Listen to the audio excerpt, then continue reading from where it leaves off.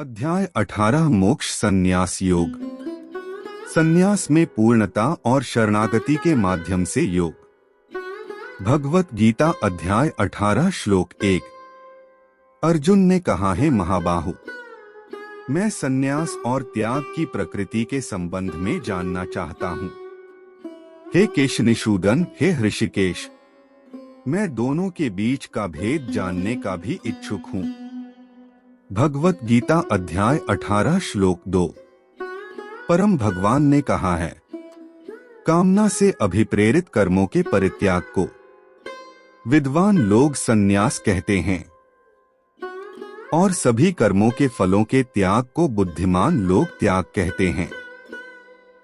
भगवत गीता अध्याय 18 श्लोक 3।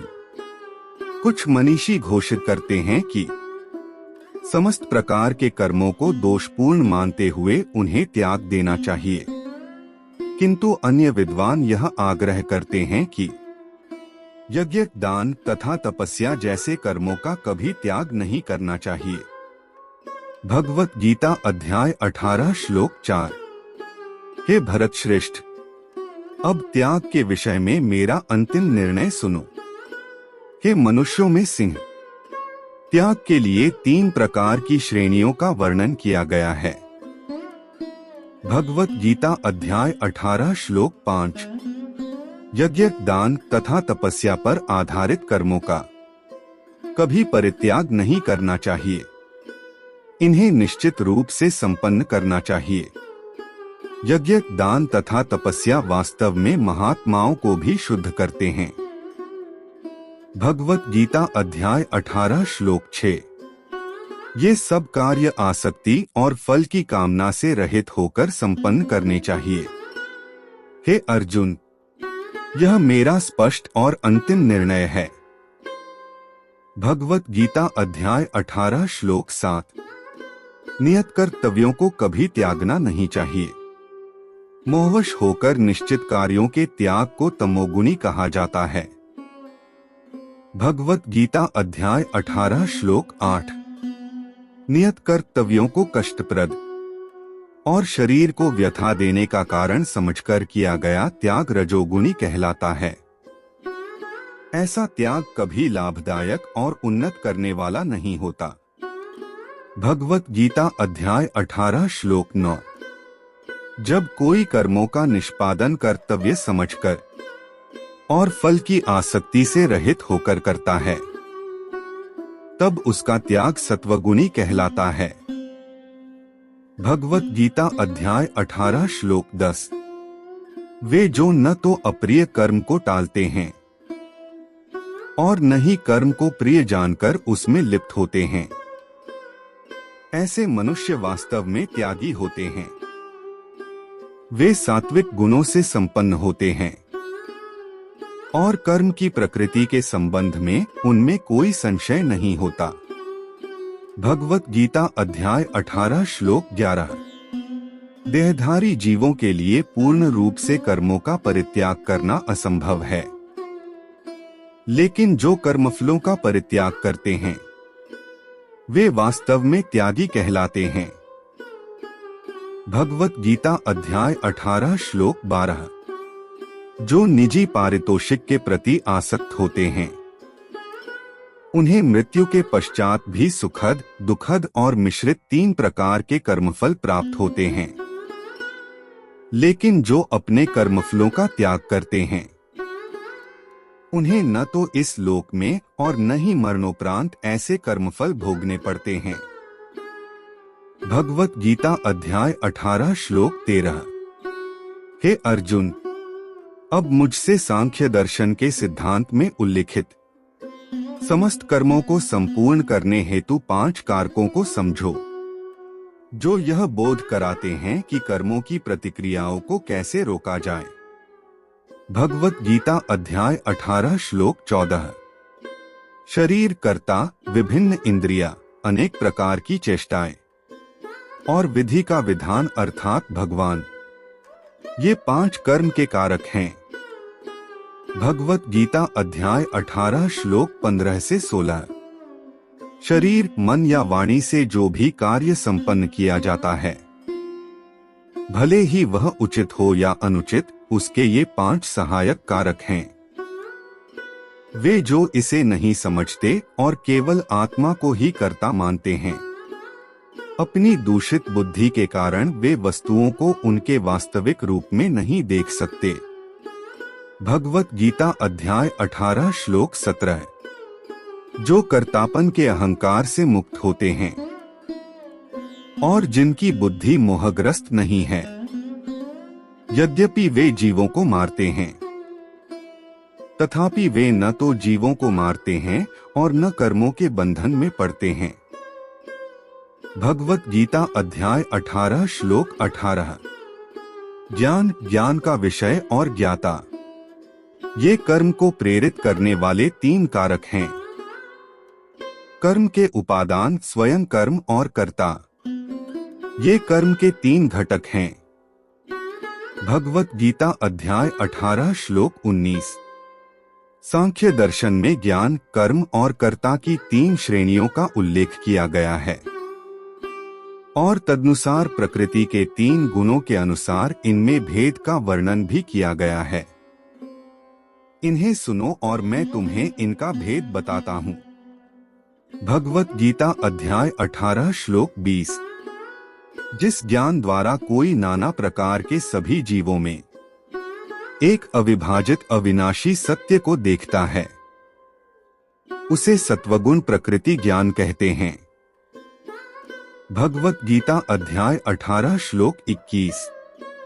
जिस ज्ञान द्वारा कोई मनुष्य भिन्न भिन्न शरीरों में अनेक जीवित प्राणियों को पृथक पृथक और असंबद्ध रूप में देखता है, उसे राजसी माना जाता है।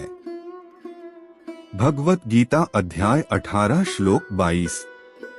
वह ज्ञान जिसमें कोई मनुष्य ऐसी विखंडित अवधारणा में तल्लीन होता है जैसे कि वह संपूर्ण के सदृश हो, और जो न तो किसी कारण और न ही सत्य पर आधारित है, उसे तामसिक ज्ञान कहते हैं। भगवत गीता अध्याय 18 श्लोक 23। जो कर्म शास्त्रों के अनुमोदन के अनुसार है, राग और द्वेष की भावना से रहित है और फल की कामना के बिना संपन्न किया जाता है, वह सत्वगुण प्रकृति का होता है। भगवत गीता अध्याय 18 श्लोक 24। जो कार्य स्वार्थ की पूर्ति से प्रेरित होकर मिथ्या, अभिमान और तनावग्रस्त होकर किए जाते हैं, वे रजोगुणी प्रकृति के होते हैं। भगवत गीता अध्याय 18 श्लोक 25। जो कार्य मोहवश होकर और अपनी क्षमता का आकलन, परिणामों, हानि और दूसरों की क्षति पर विचार किए बिना आरंभ किए जाते हैं, वे तमोगुणी कहलाते हैं। भगवत गीता अध्याय 18 श्लोक 26। वह जो अहंकार और मोह से मुक्त होता है, उत्साह और दृढ़ निश्चय से युक्त होता है, ऐसे कर्ता को सत्वगुणी कहा जाता है। भगवत गीता अध्याय 18 श्लोक 27। जब कोई कर्ता कर्मफल की लालसा, लोभ, हिंसक प्रवृत्ति, अशुद्धता, हर्ष एवं शोक से प्रेरित होकर कार्य करता है, उसे रजोगुणी कहा जाता है। भगवत गीता अध्याय 18 श्लोक 28। जो कर्ता अनुशासनहीन, अशिष्ट, हठी, कपटी, आलसी तथा निराश होता है और टाल मटोल करता है, वह तमोगुणी कहलाता है। भगवत गीता अध्याय 18 श्लोक 29। अब मैं प्रकृति के 3 गुणों के अनुसार तुम्हें विभिन्न प्रकार की बुद्धि तथा वृत्ति के विषय में विस्तार से बता रहा हूँ। हे अर्जुन, तुम उसे सुनो। भगवत गीता अध्याय 18 श्लोक 30। हे पृथापुत्र, वह बुद्धि सत्वगुणी है, जिसके द्वारा यह जाना जाता है कि क्या उचित है और क्या अनुचित है, क्या कर्तव्य है और क्या अकरणीय है, किससे भयभीत होना चाहिए और किससे भयभीत नहीं होना चाहिए। और क्या बंधन में डालने वाला है और क्या मुक्ति देने वाला है।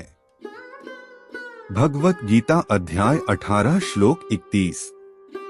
हे पार्थ, ऐसी बुद्धि राजसिक कहलाती है जो धर्म और अधर्म तथा उचित और अनुचित आचरण के बीच भेद करने में भ्रमित रहती है। भगवत गीता अध्याय 18 श्लोक 32। जो बुद्धि अंधकार से आच्छादित रहती है, अधर्म में धर्म, असत्य में सत्य की कल्पना करती है, वह तामसिक प्रकृति की होती है। भगवत गीता अध्याय 18 श्लोक 33। जो धृति योग से विकसित होगी और जो मन, प्राण शक्ति और इंद्रियों की क्रियाओं को स्थिर रखती है, उसे सात्विक धृति संकल्प कहते हैं। भगवत गीता अध्याय 18 श्लोक 34। वह द्यति जिसके द्वारा कोई मनुष्य आसक्ति और कर्म फल की इच्छा से कर्तव्य पालन करता है, सुख और धन प्राप्ति में लिप्त रहता है, वह राजसी धृति कहलाती है। भगवत गीता अध्याय 18 श्लोक 35। दर्बद्धिपूर्ण संकल्प जिसमें कोई स्वप्न देखने, भय, दुख, मोह, निराशा और कपट का त्याग नहीं करता, उसे तमोगुणी घृति कहा जाता है। भगवत गीता अध्याय 18 श्लोक 36। हे अर्जुन, अब तुम मुझसे 3 प्रकार के सुखों के संबंध में सुनो, जिनसे देहधारी आत्मा आनंद प्राप्त करती है और सभी दुखों के अंत तक भी पहुंच सकती है। भगवत गीता अध्याय 18 श्लोक 37। जो आरंभ में विष के समान लगता है, लेकिन अंत में जिसका स्वाद अमृत के समान हो जाता है, उसे सात्विक सुख कहते हैं। यह शुद्ध बुद्धि से उत्पन्न होता है, जो आत्मज्ञान में स्थित होती है। भगवत गीता अध्याय 18 श्लोक 38। उस सुख को रजोगुणी कहा जाता है, जब यह इंद्रियों द्वारा उसके विषयों के संपर्क से उत्पन्न होता है। ऐसा सुख आरंभ में अमृत के सदृश लगता है और अंततः विष जैसा हो जाता है। भगवत गीता अध्याय 18 श्लोक 39। जो सुख आदि से अंत तक आत्मा की प्रकृति को आच्छादित करता है और जो निद्रा, आलस्य और असावधानी से उत्पन्न होता है, वह तामसिक सुख कहलाता है। भगवत गीता अध्याय 18 श्लोक 40। इस भौतिक क्षेत्र में पृथ्वी और स्वर्ग के उच्च लोकों में रहने वाला कोई भी जीव प्रकृति के इन 3 गुणों के प्रभाव से मुक्त नहीं होता। भगवत गीता अध्याय 18 श्लोक 41। हे शत्रुहंता, ब्राह्मणों, क्षत्रियों, वैश्यों और शूद्रों के कर्तव्यों को इनके गुणों के अनुसार तथा प्रकृति के 3 गुणों के अनुरूप वितरित किया गया है, न कि इनके जन्म के अनुसार। भगवत गीता अध्याय 18 श्लोक 42। शांति, संयम, तपस्या, शुद्धता, धैर्य, सत्यनिष्ठा, ज्ञान, विवेक तथा परलोक में विश्वास, ये सब ब्राह्मणों के कार्य के स्वाभाविक गुण हैं। भगवत गीता अध्याय 18 श्लोक 43। शूरवीरता, शक्ति, धैर्य, रण कौशल, युद्ध से पलायन न करने का संकल्प, दान देने में उदारता, नेतृत्व क्षमता, ये सब क्षत्रियों के कार्य के स्वाभाविक गुण हैं। भगवत गीता अध्याय 18 श्लोक 44। कृषि, गोपालन और दुग्ध उत्पादन तथा व्यापार वैश्य गुणों से संपन्न लोगों के स्वाभाविक कार्य हैं। शुद्रता के गुण से युक्त लोगों के श्रम और सेवा स्वाभाविक कर्म हैं। भगवत गीता अध्याय 18 श्लोक 45। अपने जन्मजात गुणों से उत्पन्न अपने कर्तव्यों का पालन करने से मनुष्य पूर्णता प्राप्त कर सकता है। अब मुझसे सुनो कि कोई निर्धारित कर्तव्यों का पालन करते हुए कैसे पूर्णता प्राप्त करता है। भगवत गीता अध्याय 18 श्लोक 46। अपनी स्वाभाविक वृत्ति का निर्वहन करते हुए उस सृजक भगवान की उपासना करो जिससे सभी जीव अस्तित्व में आते हैं और जिसके द्वारा सारा ब्रह्मांड प्रकट होता है। इस प्रकार से अपने कर्मों को संपन्न करते हुए मनुष्य सरलता से पूर्णता प्राप्त कर सकता है। भगवत गीता अध्याय 18 श्लोक 47। अपने धर्म का पालन त्रुटिपूर्ण ढंग से करना अन्य के कार्यों को उपयुक्त ढंग से करने की अपेक्षा अधिक श्रेष्ठ है।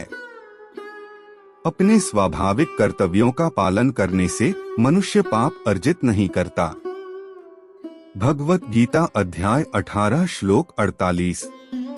किसी को भी अपनी प्रकृति से उत्पन्न कर्तव्यों का परित्याग नहीं करना चाहिए, चाहे कोई उनमें दोष भी क्यों न देखता हो। हे कुंती पुत्र, वास्तव में सभी प्रकार के उद्योग कुछ न कुछ बुराई से आवृत रहते हैं, जैसे आग धुएं से ढकी रहती है। भगवत गीता अध्याय 18 श्लोक 49।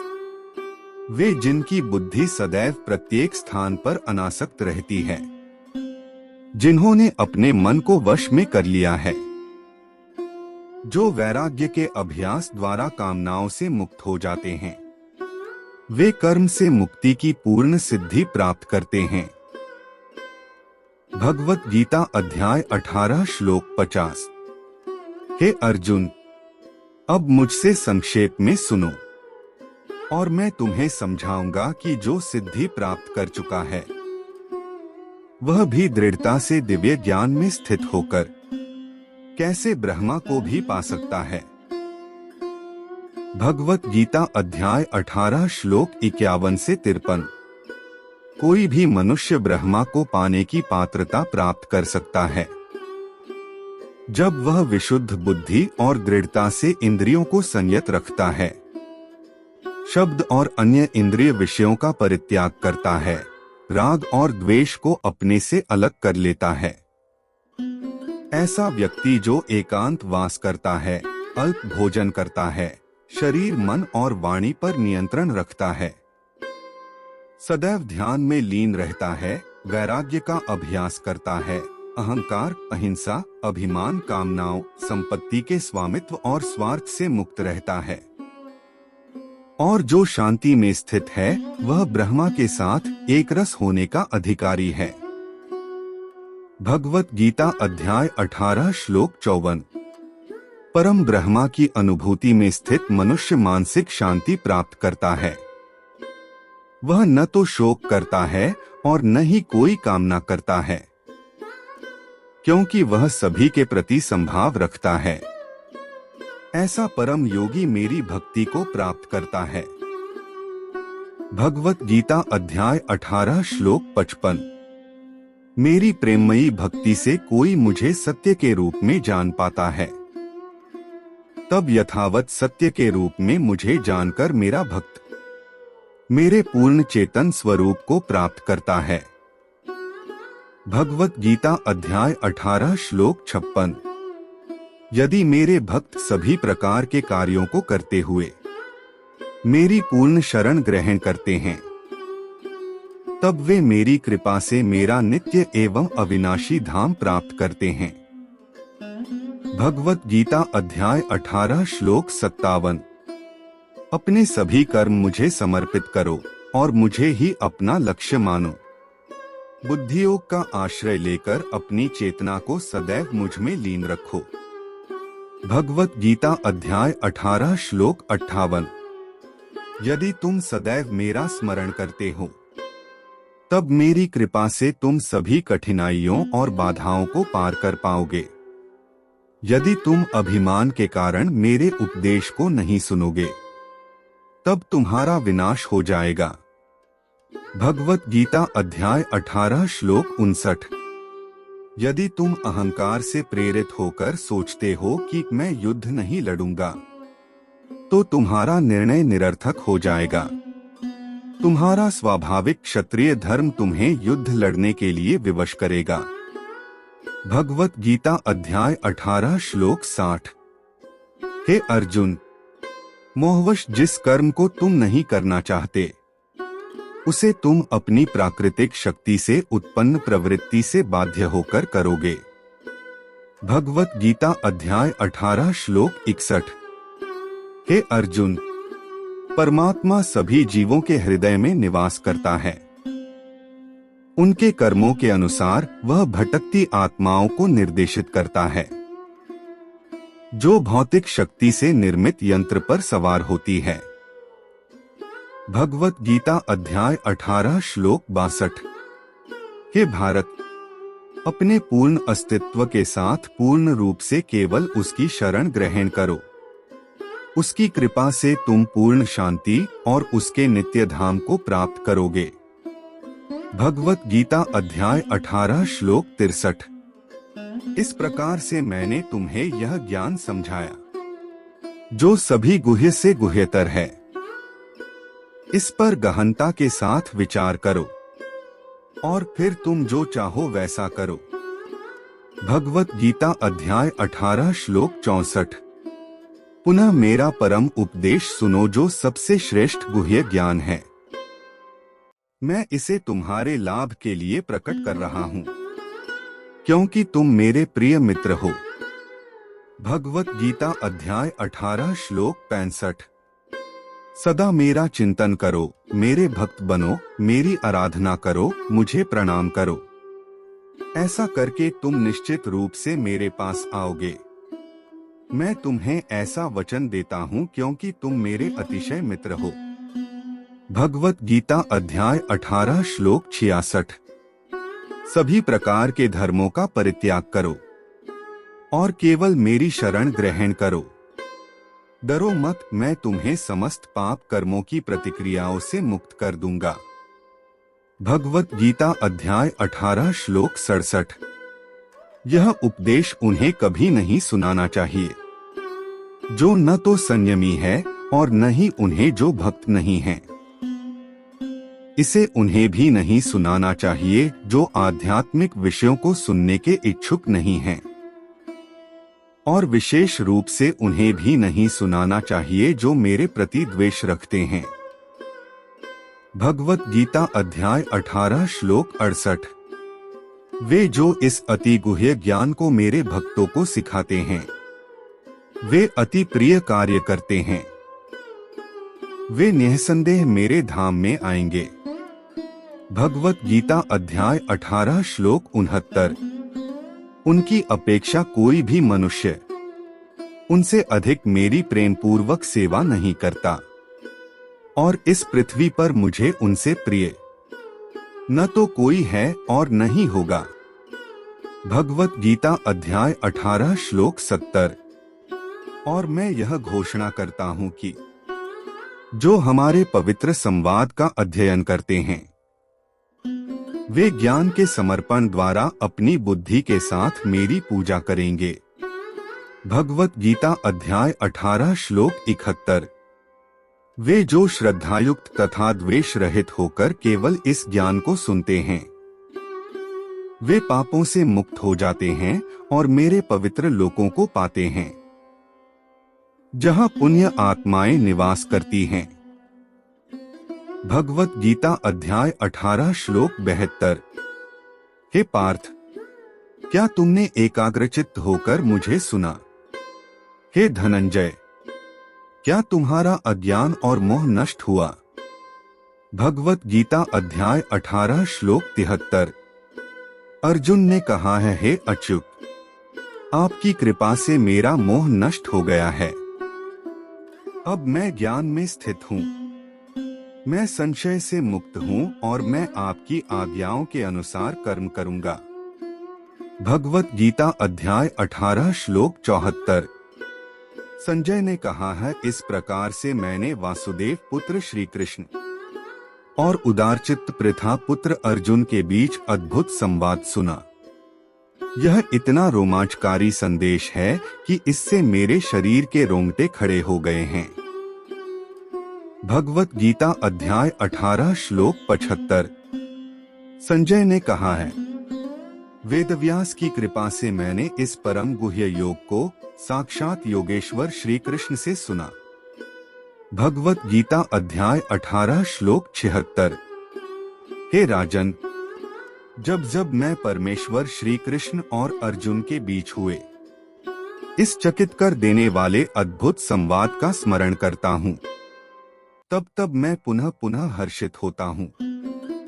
भगवत गीता अध्याय 18 श्लोक 77। भगवान श्री कृष्ण के अति विस्मयकारी विश्व रूप का स्मरण कर मैं अति चकित और बार बार हर्ष से रोमांचित हो रहा हूँ।